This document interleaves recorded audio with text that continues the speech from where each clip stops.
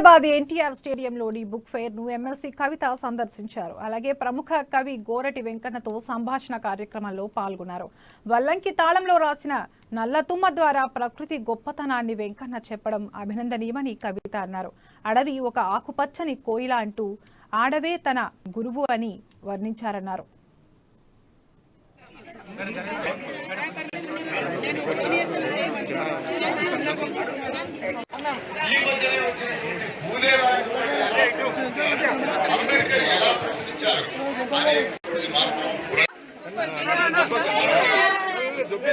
ధరణి మైల తొలగిందో మరిసే బోధ మరిసే కావరమే పైకెగిసే కులమతాల భూతములు పెనుమంటని అవని జడిసే.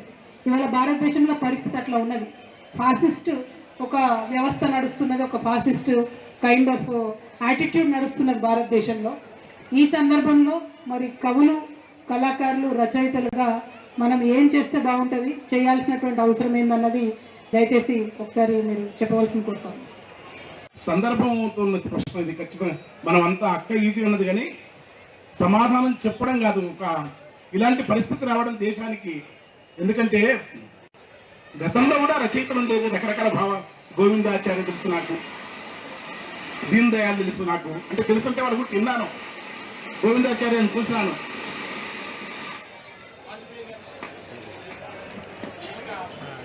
ధరణి మైల తొలగిందో మరిసే బోధ మరిసే కావరమే పైకి